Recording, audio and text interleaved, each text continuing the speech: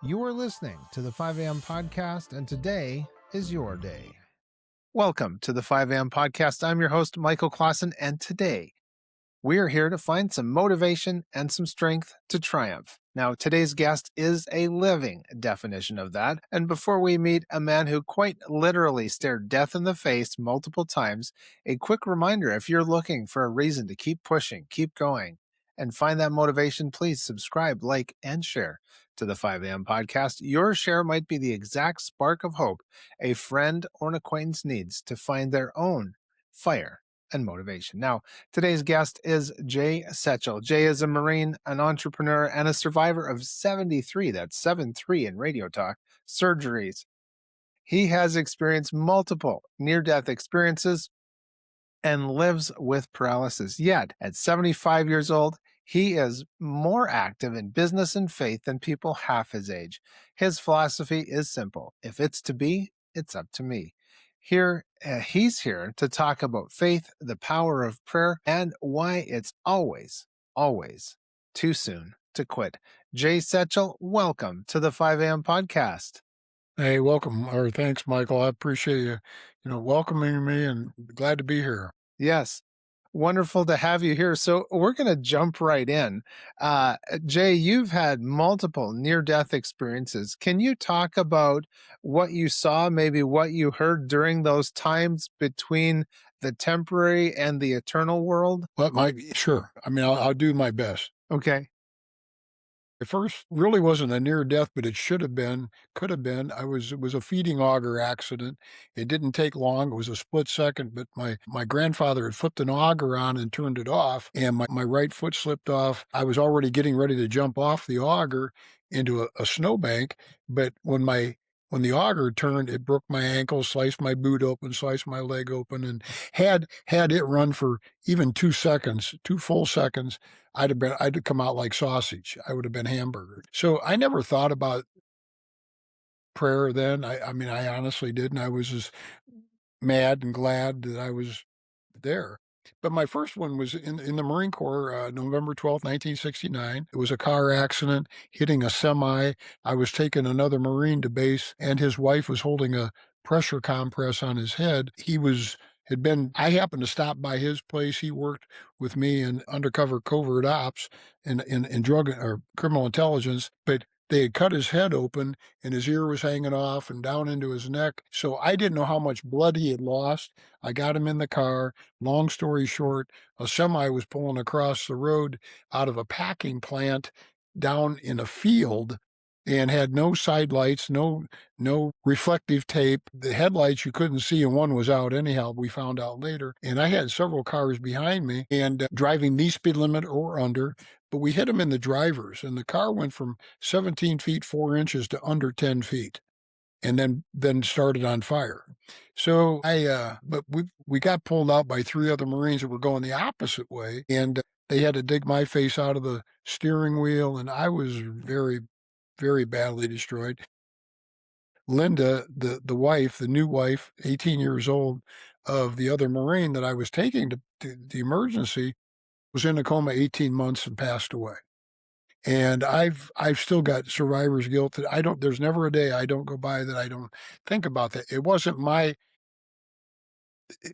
fault, the accident, but and I don't remember the accident, but still, she was in my car and she was sitting next to me helping hold her husband together.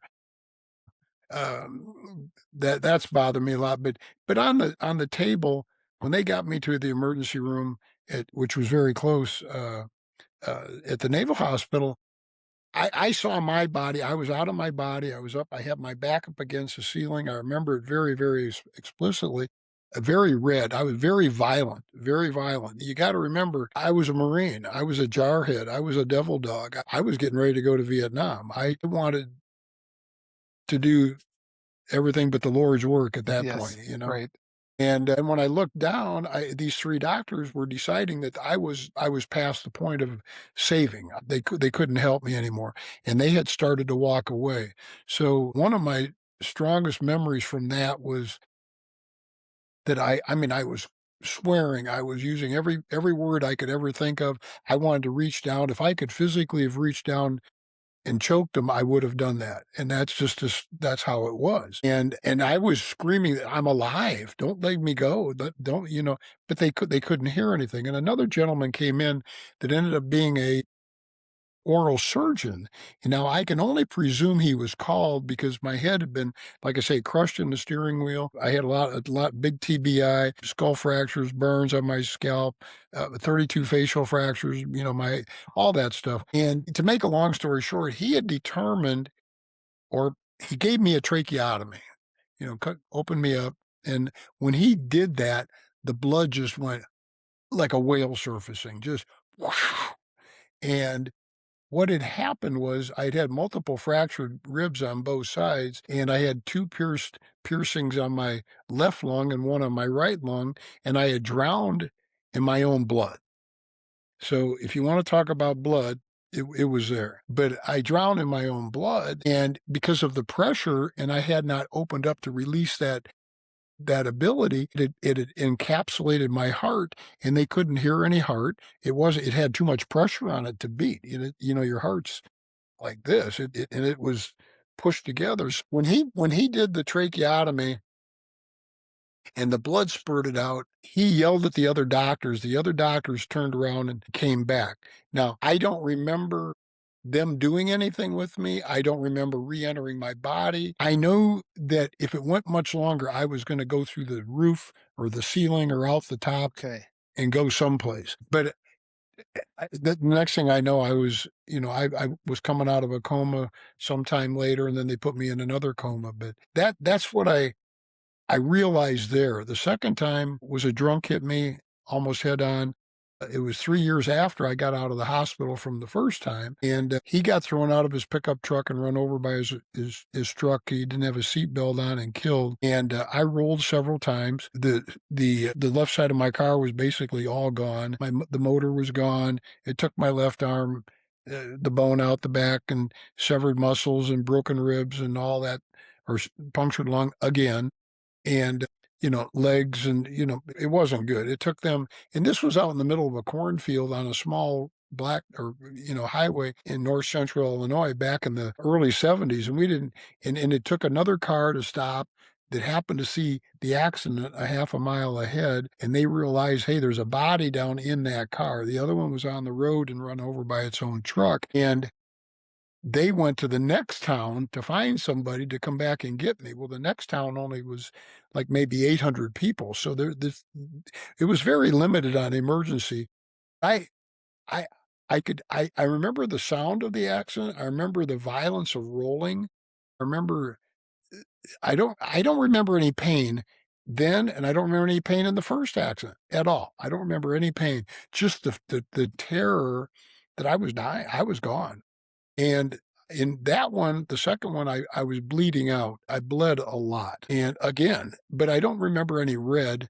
I remember being conscious long enough with all the glass in my mouth from the windshield and everything that had smashed out and so on.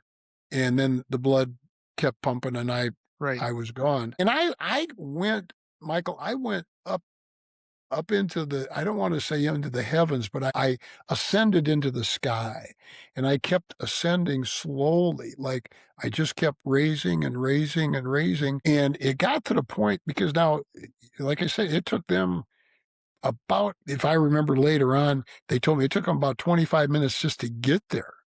So I had bled out. I was gone. And I was hearing voices, and I can't say they were angels. I don't know what Okay. they were. I felt at peace. I felt calm. I was terrified that I was leaving my body, that I was not going to be there. But eventually they realized what the issue was once they were there, and they took a couple of guys and they stuck a needle into them and a needle into me and did the direct infusions so I could have blood start back into. Now, I don't remember what else they did, and I kept ascending though, hearing the voices. And after a while, it stopped, and it was like 4 or 5 days later, and I had come to in the hospital, and I was back. I was there. So it's really odd to be out and not know where you're going and then be back again. So looking down, I could see them working, but nothing, and moving on to the third one. So, a lot of people don't experience one of these, much less Yes. 3 and Right. multiple after that I should have died.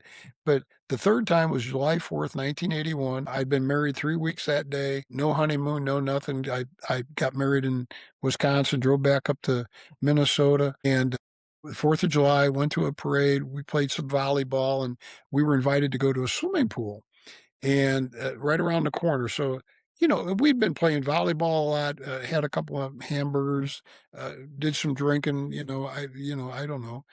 But I wasn't bad because I rode my motorcycle. My wife rode with me. We rode around the corner to the other side of the block. And 3 or 4 guys were just messing around. They were going to throw me in the pool. And I'm 31 and a half years old. And I'm not in any shape, in any mood to be thrown in the pool. I'm just not going to do that. So I said, wait a minute. I got my very expensive cowboy boots off I'd had for years and my Yeah. billfold out of my pocket, put it in my boot, and they come rushing for me. And I jumped in and I landed on my feet. And I had a compression fracture. It's like driving a hammer. So Yep. it compressed my spine. And I apparently didn't bend my legs. I jumped in about 3.5 feet of water, and I had contacts in, so I probably threw my head back. But to make a long story short, I was under about 6 minutes, and finally it was at that time I had to breathe. I had to breathe, and they had talked about coming down to get me, we found out later, but they said, "No, he's a crazy old Marine, and he's gonna grab a hold of you. He can hold his breath forever, and he'll not let you go." So they go, "Oh, okay, well, let's not mess with him." Well, then I started turning colors, and this is an important point in my story later, but a young lady finally jumped in to help see what was the matter, and she couldn't get me back up far enough, and another guy jumped in and he helped her, and they got me to the edge of the pool and so on and so forth. And EMS had been called, and they were only like 3 minutes away. And there again, the next thing I know, I mean, when I drown, if you've ever been in a swimming pool, or any listeners have been in the pool and somebody talks to you at your ear underwater, it's like blah, blah, blah, blah, blah, you Yeah. can't really hear them. And when I drowned, that's what it sounded like. It was very garbled. But when I started inhaling the water, it went dark. It went quiet. It went silent. It was peaceful. I didn't see a tube. I didn't see a light at the end of the tunnel. I didn't envision any of that, but I felt like I was in a vortex, I call it. It's like the inside of a tornado. It was spinning. It was like one of those time zone things where you kept turning, and I kept going faster and faster and faster. And I was obviously going somewhere. But I hadn't got to the point of a light. Very calm. I was gone. I mean, I was out of and there again, about 4 days later, I'm guessing, and I've called my ex-wife and asked her, "Do you remember how long it was till," and she says, "No, I all those years," and Yes. I put that out of my mind. But when I came, I realized, I mean, I was there and I was awake, laying in this circle bed, hospital bed, and I had tongs bolted in my skull in traction. And the doctor was telling me that I had jumped in a pool, I had broken my neck, I was paralyzed from the shoulders down. Well, I had drowned. I I was gone.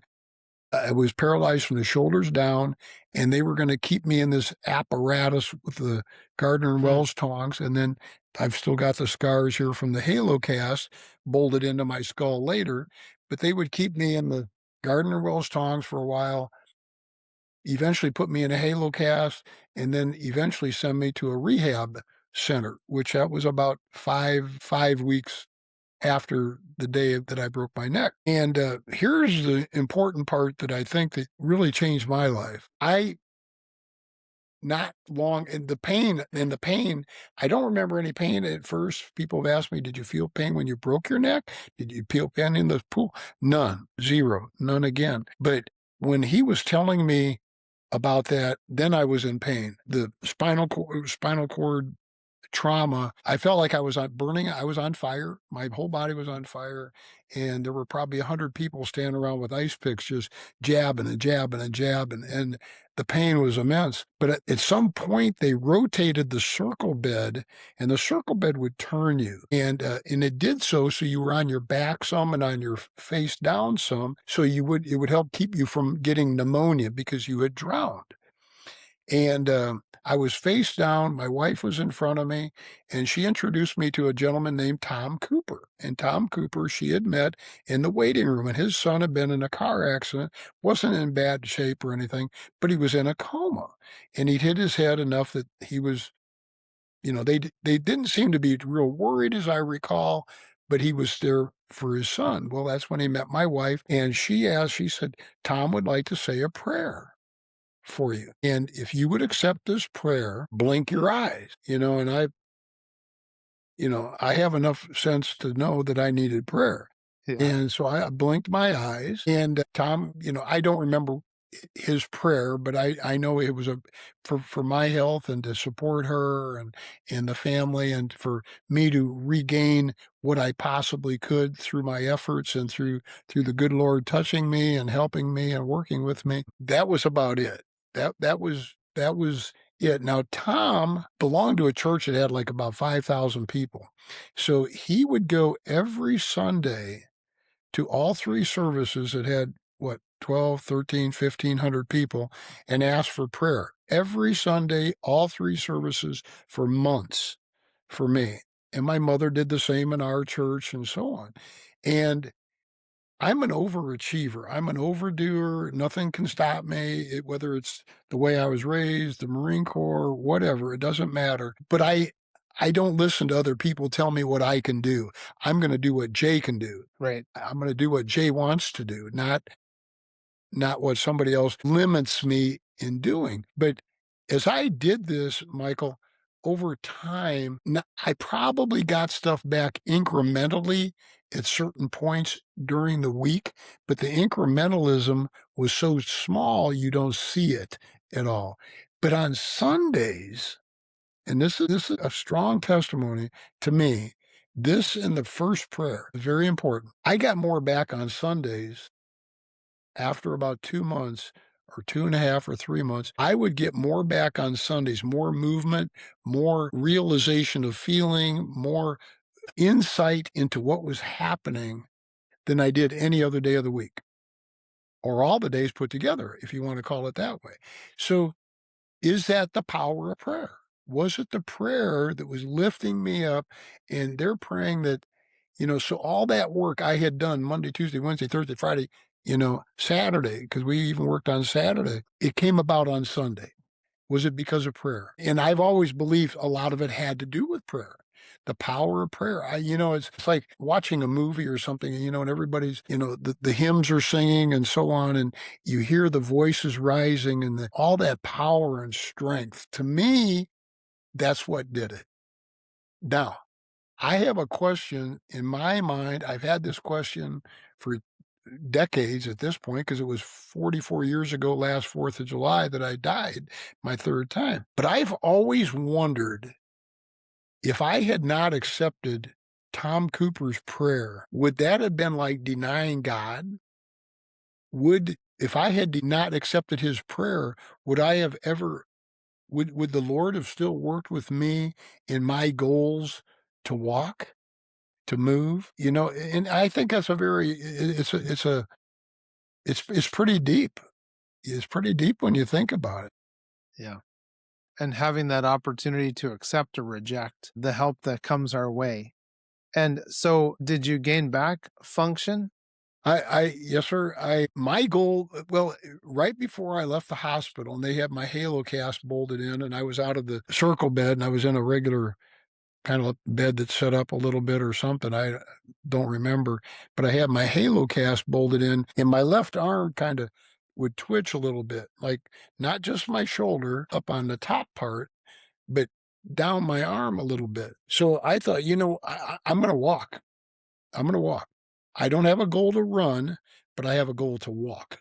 I'm going to move. And when I went to a place called Sister Kennedy Institute. It's up in Minneapolis. It had been there, I think, 86 years when I was there. So that's been 40, almost 45 years ago. The first couple of days you get introduced to your charge nurse and your doctors and your therapists, and they explain the program to you a little bit and so on. And it's a different world because you get something new important to remember is even in the hospital, as bad as it was, that hospital became my home. It was my haven. And now I'm in a whole different place. But I had done that enough in my life, whether it was as a kid or Marine Corps or life. Up to that point, I had done enough changing, so I accepted it. But when I got to the therapy department, I would do what you asked about, did I reach anything? Yeah, and slowly my left arm would come back, and they would lift it up, and then they would start to drop it, and I would do this, and it got to the point where he would say, and I was very, very fortunate that I got the director of the physical therapy department to work with me, and the director of the occupational therapy department to work with me. So that I had the directors of Right. those departments work for me. So, it's almost like God gave me an opportunity to have the best. Right. And, but he would say, raise your arm 3 times. So, you're going 1, 2, you get to 3, and I would do it 5 times. And he'd say, no, Jay, 3 times. I would raise it 5 times. He said, okay, Smarty, raise it 5 times. I'd raise it 7 times. So that continued on throughout whatever I did, no matter what I did. And I would get very angry at times when I would fall over because you got to remember when you're paralyzed, you have nothing in your rear end. You have no core muscles. And you've got a halo cast bolted in your skull here with a big vest on over your shoulders and these prongs sticking up, I don't know, 8, 10 inches above your head. You fall over, they would generally catch you or know you're going to go, but I would get angry about it. I would fight it. And the more I fought it, the more you know, I don't remember going back to my room and asking Lord for the strength. I don't remember that. I'm not saying I didn't. But I was thankful on Sundays, that much I remember, and it took quite a while, but to make a long story sum it up, things progressed enough that my left leg actually, I became a functioning quadriplegic with marked right side hemiparesis, which means that I still have things wrong with my left side, but not near what is wrong with my right side. So my right leg has always remained paralyzed. It's bad. So I have a little bicep in my right arm, but no tricep. I can move my shoulder with no problem. And my hand it Yeah. just doesn't work. Right. It's dead. Now I can go like this because I can move my arm, and it kind of pulls, but I can't do anything with it. I use it to like reach over and grab this on my desk and I can kind of pull it towards me, but I can't do anything with it. I can't pick anything up. Uh, you learn to go up and down stairs on your rear end and so on and so forth. So anyhow, I had been through all this and it finally came to a point where I was going to be able to go home for a day. And I don't like to get into this too much because it, it, it makes me have tears. I cry and, very emotional, but I got, I got a weekend pass to go home and I had my halo cast in yet. I was on leg braces. I had crutches. I had all this and they take you to the door at the hospital, and they got 2 doors, right? And so they got me to the first door and they're going to take me on out. And I put my crutches up and stopped the wheelchair. And they said, "Whoa, Jay, what are you doing?" I go, "I want to walk to the car." And they said, "No, we have to take you out as hospital policy." I said, "No, I'm going to walk to the car. I've been working. And when I get home in another 45 minutes, I've got to go into a bi-level house. I mean, a bi-level I've either got to go upstairs or downstairs. I can't, and I got to go through a garage and over a little courtyard. So I'm going to have enough effort." And make a long story short, I got to I argued it enough and I fought enough. I just told them, "Take me back to my room. I don't care. If you aren't gonna let me walk." So finally, they gave in and they let me do it. And so I locked the wheelchair wheels in, got up on my crutches by myself, and my wife was outside at the car. And I got going, and the pain was bad. I remember the blood. I could feel it coming down my forehead a little bit from the bullet holes. And, at times when that would happen, it was almost like thinking of Christ on the cross with the the thorns on. It was like, and I'm not comparing myself in any way, but it was like that was the feeling. But I got about halfway through the doors from one door to the next, and the emotion overtook me. And I just like the tears started running, and I was just pushing and trying and pushing and trying. And what really did it was outside there were probably 125, 150 people, patients, doctors, therapists, people that didn't know me going, "Go Jay, go Jay, go Jay," or "Go, go, go." And I just, oh, the tears flowed big time. But make a long story short, again, to say that for about the Yes. fourth time, Yeah. I got I got in the car, my wife helped me in, and that's a kind of a process.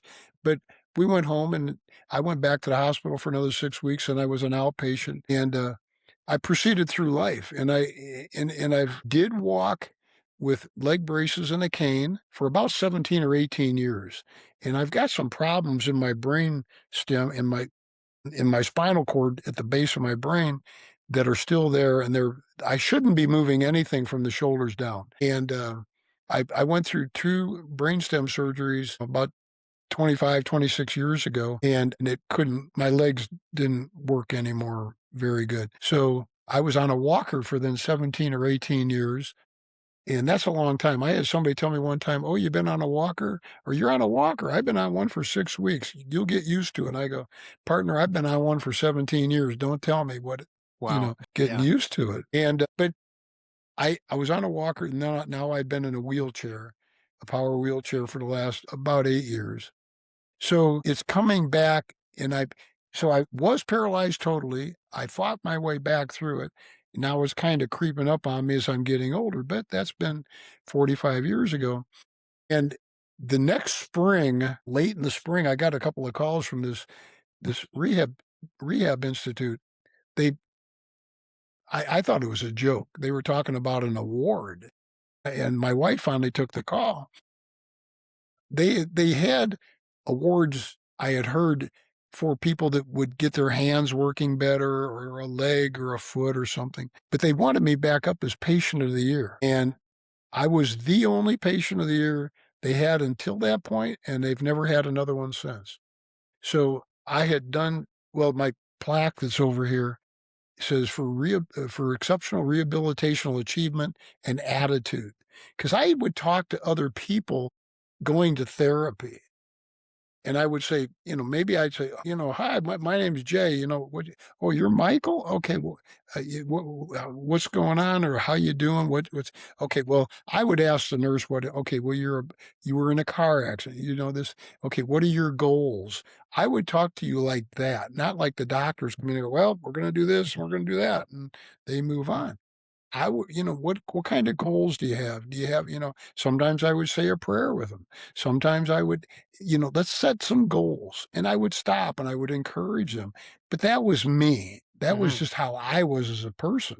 Right. And, but they put me out at the company I was working that I had gotten a job for 6 months before I broke my neck. It was a national and international company. It was the fifth largest corporation in America at the time.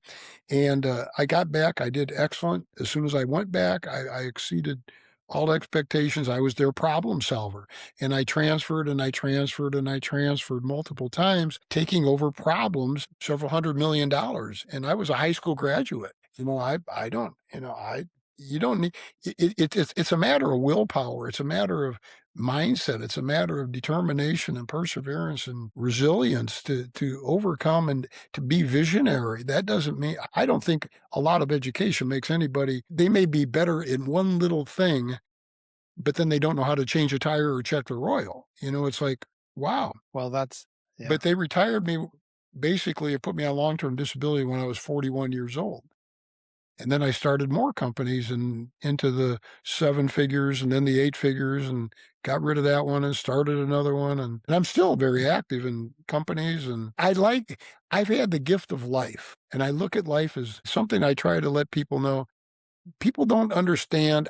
I don't in my heart, I don't think people understand the value of life that they've been given or what they can give back to life till they've either been dead, almost dead, had a death experience, something that they thought they were gonna die. They're sliding down the road sideways on ice at 90 miles an hour or 70 miles an hour. They're gonna hit the bridge abutment. They know they're gonna die, and all of a sudden they hit a dry patch, the car straightens out, and everything goes through, and all of a sudden they think, "Oh my gosh."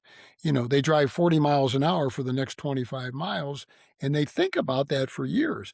But I don't know that it really emanates into their mind how important life is. And then time. And time, when you're in a lot of pain and you're laying there for a year in a hospital, a year in a naval hospital. I've spent almost 4 years of my life in hospitals.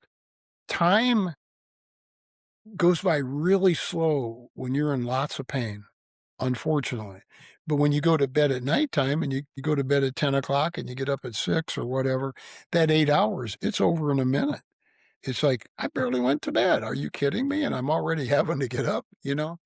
But that's how I relate to a lot of things is time and life, and I'm only here by the grace of God. End of story. Yeah. And I know that without a Great. doubt. Thanks for watching the show. Just a reminder that you can get all of our resources, other episodes, and read our blog post at 5ampodcast.com. 5am Podcast is brought to you in part by mkci.ca, a certified member of the Autodesk Developer Network. MKCI helps companies maximize their AutoCAD, Inventor, Navisworks, and other design software investments.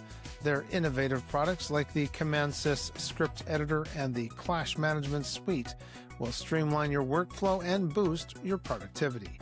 Visit mkci.ca today to discover how they can enhance your competitive CAD advantage. That's mkci.ca. Thank you for your support of 5am Podcast. Yes. Well, ladies and gentlemen, we've been speaking with Jay Setchell. Quite the account of a life that continues to maybe surpass the odds. We've got a comment section. We've got some more questions for Jay, but we'd love to hear from you about your stories and your comments on what you've heard so far.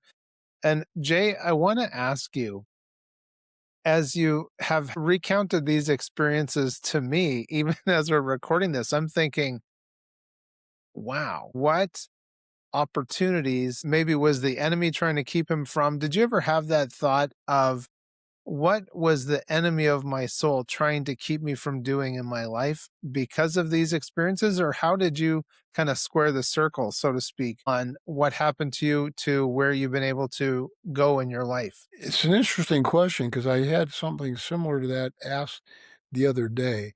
And it's not that things stopped, because about 22 years ago, I had MRSA staph infection, bloodborne, and they didn't expect me to make it through that. And I was in the hospital for 5 weeks, and then I went home with a PICC line in my heart for a couple of months, putting medication in. Yeah. And then 5 years ago, I had COVID Delta, and I entered the hospital on Monday. They told my wife to go home and make funeral arrangements. They didn't expect me to live till Thursday or Friday. I spent 5 months in 4 hospitals, and the pulmonologist that let me out just said, I would ask him once in a while, like, "Am I gonna make it?" And he said, and we never had anybody make it to that point. And I was 71, and my lungs had been damaged. I drowned, they'd been punctured, and so on. So he said, "I just believe it was your attitude. You were angry. You were mad as heck." Uh, but I wonder sometimes, back to your question and answering your question, that was God literally trying to get my attention to see life in a bigger scope than just the direction that Jay wanted to go? Look outside the box, so to speak, and make it bigger? Or was he trying to slow me down?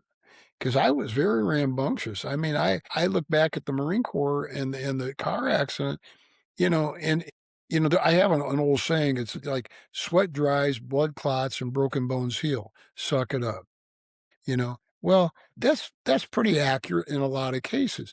But is that what I looked at all that time when my legs were burned and I was working on my own burns and doing this or the car accident when I was 23? And maybe I was pretty rambunctious. I was very rambunctious. Yes.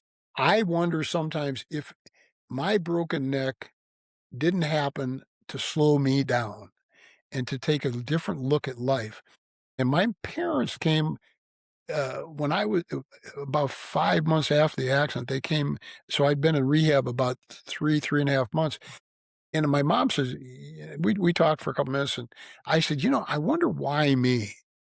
And not like, why me? I didn't think about it like that.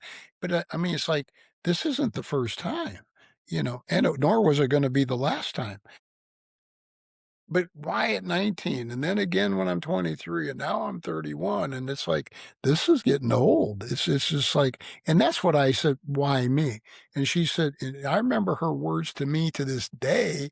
She said, Jay, you got to remember, you're the one that made the choice. You made the decision to jump in the pool. That's what broke your neck. God helped a young lady and a young man, gave them the strength, the power, the intuition or something to help pull you out. It was God that pulled you out.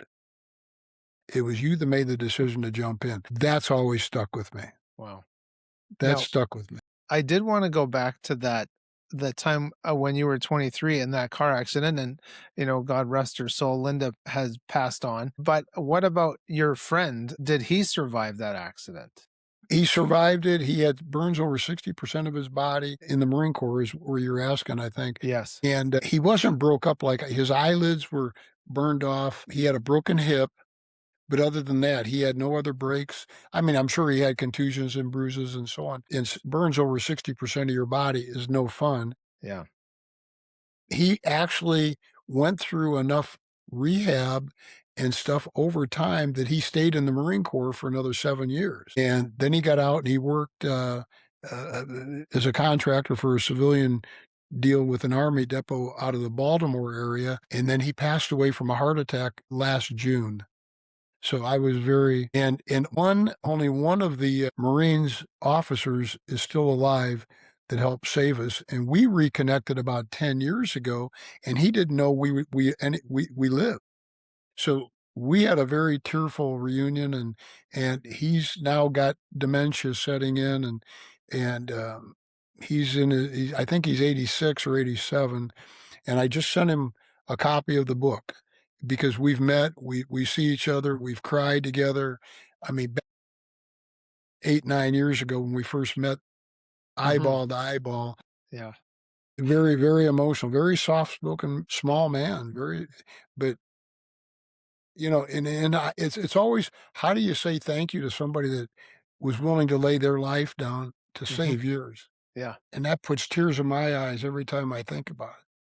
Right. Well, as we know, Semper Fi, and we talked before we Sem- hit the record button about the Marine Corps and that always faithful code. So as you were going through your life and becoming successful in business and leading other people, can you talk about what were those values that were instilled in you? Was it the Christianity that you grew up with? Was it the Semper Fi of the Marine Corps that guided you on the path of success? I think it was a combination of everything, Michael. I think it was a culmination of all that I had been through. The fact that I've always believed it's always too soon to quit, Yeah. as mentioned before. And I believe that the issue is having the vision and to see something and to work with people and try to surround your people, as you've heard, that are on the same mission you are. It's very hard to find people that are on that same mission because they don't understand what your mission, no matter how Yes. you describe it, it's still tough. But I believe success for me is the fact that I've listened to other people. I take advice. I may not go with it, but I let them bring it. I let people bring me problems. I welcome that. But don't bring me a problem unless you bring me a solution because it's your problem and Yes. you may have a solution. It may not be the right solution, but you're thinking about it. So there's a lot of things that I've learned that I just think are a culmination of my learning the sense of urgency, responsibility, the dedication to following through on the farm, to being that. And a lot of what I learned, and I was raised with by some very good parents. Fortunately, the Marine Corps just pounded in deeper, and don't give up. Don't settle for less. It's like, if you're familiar with the word gig line, GIG, the gig line is how your shirt aligns with your edge of your Mhm. belt buckle and the beginning of your trousers. Yes. It's got to be perfect. Or Irish pennants, the little threads, No, I mean, to this day, I still, I check my shirt, I look at it, and I got this, and you're very aware of things. Or you lace your shoes left over right. I can't tie shoes anymore, but for decades, I laced my shoes left over right. So there's certain things. When we were the last business that I just shut down 2.5 years ago, was we started building homes, but we built them the Marine Corps way. We built them the right way. We built them the best. We paid attention to detail. I wanted it to be the best product. I wanted something I would live in. I didn't want to hear anything. We were probably 70% of the homes we sold or we built, well, they were all custom. Everyone was a custom, uh, by referral. And our homes were our best salesmen. And everybody we build a home for, if we'd build a home for you, I would guarantee you, you would have said, "Jay, if you ever have anybody who wants to look at a nice home, tell them to, give me a call and let's Yes. set up Right. something." So I think that's just, it's a culmination of wanting to do good. And I want to live up to my parents' expectations because they were very, very, very good people, very involved, very helpful. They helped the community. Being raised on the farm, you helped your neighbors. You were a part, and our town was only like 4,500 people. So you were part of it. My mom taught school for years, decades. And my dad was always like on the school board or president of the board and very involved. So following all of that, I, at least personally, want to live up what they would have wanted for me. Yes.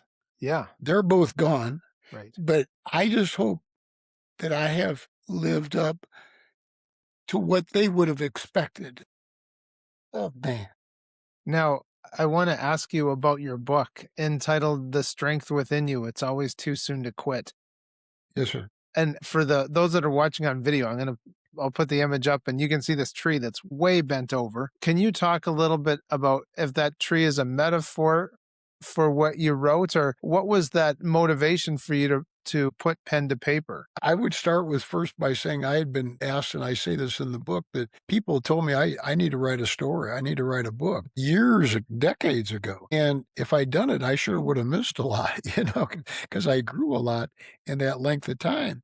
But I had a gentleman come from a couple of years ago and did a little podcast for LinkedIn. And he was with a Pacific Institute out of the Northwest. And they really, they're in a lot of different countries, and they're really big on mindset and promoting that. It's called the Pacific Institute, and he was then CEO.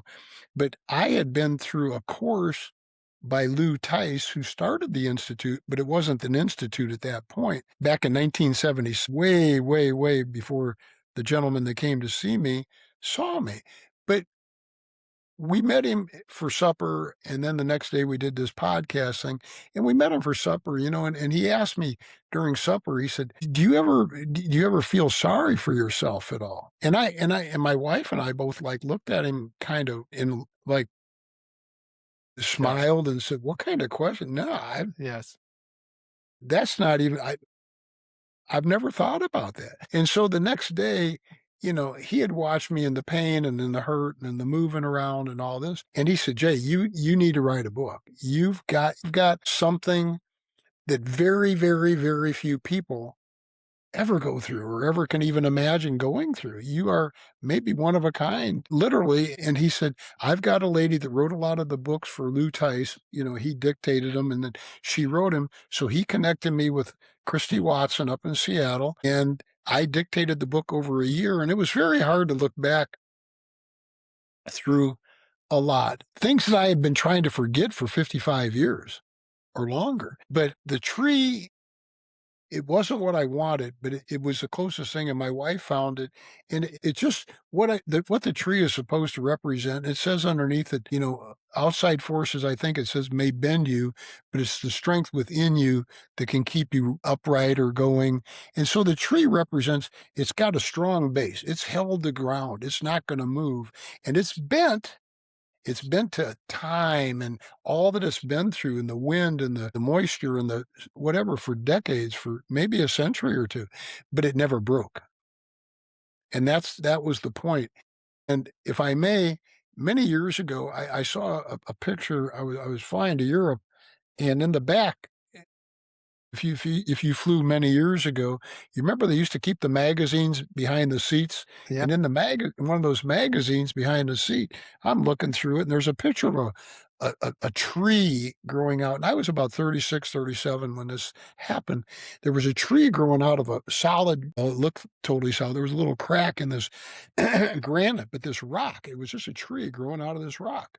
And underneath it, it said Revirisco, Reviresco, I believe. And I didn't know what that meant. And I tore the page out of the book and I folded up and stuck it in my suit coat pocket. Yeah. When I got back home after I'd been to Europe and stuff, handling some stuff, I got back and I was able to find somebody through the Chicago Public Library that found that it was a Latin derivative root word for I shall flourish in adversity. And I thought about it and I thought, how much more adversity can I go through Yeah. to be resilient and continue to push forward? So for me, taking that picture out, and that stuck with me. So that tree kind of represents adversity and the resilience to still stay with it. It's still green, it's still living, it's still representing something. So that's Yeah.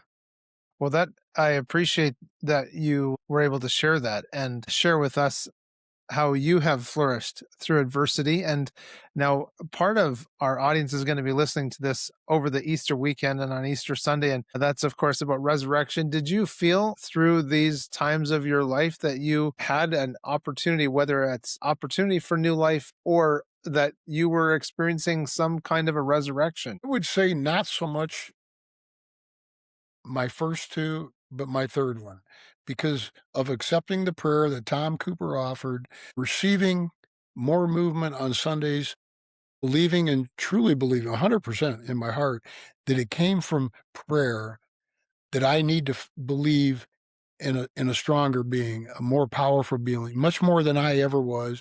And I thought I was pretty strong. I thought I pretty well had it together.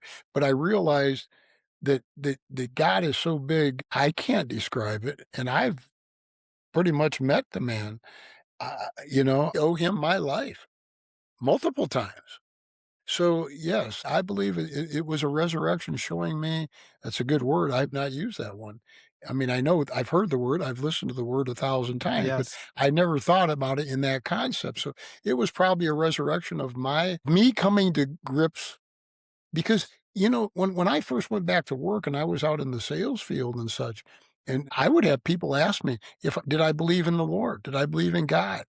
And I thought, what kind of question is that? Oh my gosh, if I didn't Yeah. believe in him, would I be here?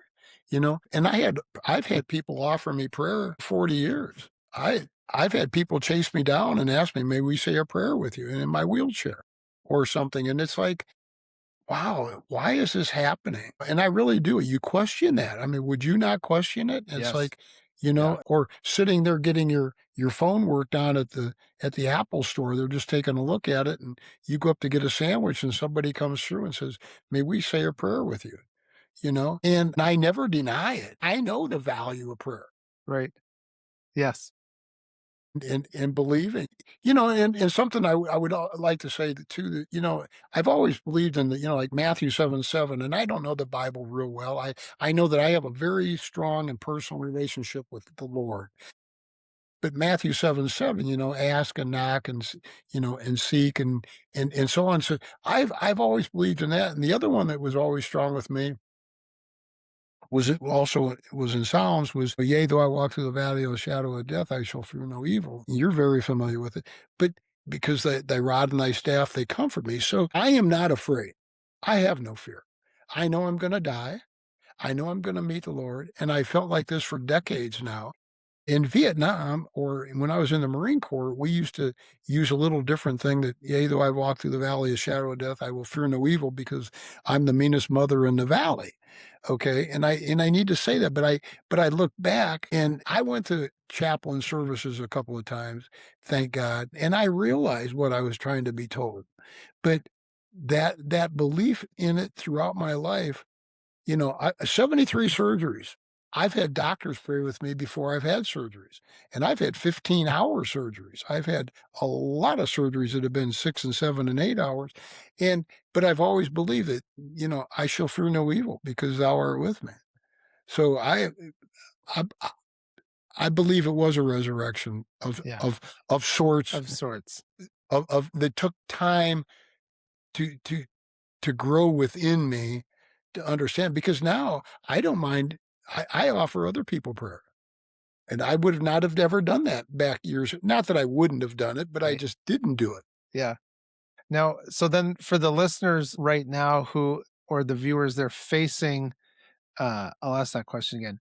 So you've mentioned the phrase, if it's to be, it's up to me. And so for those listeners right now who are facing some major failures or pains or tribulations, what is one thing that you would want them to know about the strength that they don't know they have? At the beginning of my book, I put a comment in that's attributed to Ralph Waldo Emerson. They don't know for sure that he put it. Okay. And I've said this for years. I believe it. I believe it like I believe, yea, though I walk through the valley of shadow of death, I will fear no evil. And that is, Ralph Waldo Emerson is attributed for saying, what lies behind us and what lies ahead of us are very small matters compared to what lies within us. So take from your past, take the joys. Don't look at the bad things. You don't need to do that. If you're having a tough time, if you're hurting, if you're looking for answers, take what you've learned from the past, the failures and the successes, and help yourself through the future, because it's what lies within you as a person. I can't do it for you. And that's where, if it is to be, it is up to me. But find out what it is. Is it reading? Is it listening? Is it asking questions? Is it searching out clergy? Is it praying? There's a lot of things that you can do and reach within yourself. The strength within you, Michael, what I wanted to try to do with that, and where that came from, was we all have strengths within us. Did it come from our DNA, the way we were raised? Did it come from going to church when we were kids? Did it come from Sunday school? I mean, vacation Bible school that we went to twice, maybe, or something just happened chance? Did it come from, where did it come from? Is it anger? Is it pain? Is it frustration?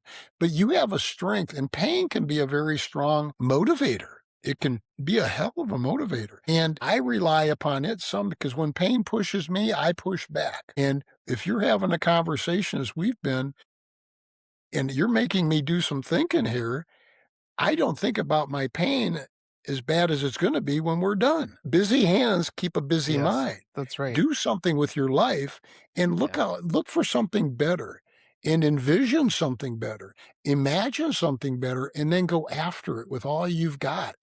If you need to ask questions, if you, boy, Good words. that's the best thing I can really say. Yeah, that's good. And we in our Van Podcast store section, we have saying on there, think it, speak it, see it. And so, Jay, Uh-huh. I thank you so much for showing us that in spite of the trials and traumas and crashes, that you have shown us that there's so much more that each of us are capable of. And so thank you so much for joining me today for the 5 a.m. podcast. Michael, I appreciate being here, one last comment I'd like to throw out is something my dad shared with me when I was very young, and it's very true. Okay. And that is, tell me I will hear, show me I will see, but let me do it and I will learn. And if you kind of think about some of that, it goes back to some of what we're talking about. But you've made me think about some things here that I've not thought about before, and that's what I enjoy. And I've appreciated it, and I really, you have to believe. You got to keep the faith. You really have to have the faith and belief, and knowing that there's a stronger being, and he wants you to do the best you can do because he's with you. Yeah, that's right. Well, ladies and gentlemen, we've talked about the Semper Fi, the always faithful, and we know that is an opportunity for all of us Yes. to be there and to be faithful. And if you're feeling weighted down by obstacles, I want you to go over to neverquittrying.com. Jay's life is proof that your current situation is a matter of the choices that you make next. So head over to his site, look at the resources that he's put together, and remember his core truth. It is always too soon to quit. Don't let your dreams rot. Take responsibility for your future starting at this moment. And we thank you for being here. Thank you for the subscriptions, the shares, and the likes. Until next time, please seize your day. Enjoy those sunrises and sunsets and all those beautiful adventures in between. I'm Michael Klassen, and I'll see you next time on the 5 a.m. podcast. Thanks for watching the show. Just a reminder that you can get all of our resources, other episodes, and read our blog posts at 5ampodcast.com. 5 a.m. podcast is brought to you in part by mkci.ca, a certified member of the Autodesk Developer Network. MKCI helps companies maximize their AutoCAD, Inventor, Navisworks, and other design software investments. Their innovative products like the CommandSys script editor and the Clash Management Suite will streamline your workflow and boost your productivity. Visit mkci.ca today to discover how they can enhance your competitive CAD advantage. That's mkci.ca. Thank you for your support of 5 a.m. Podcast.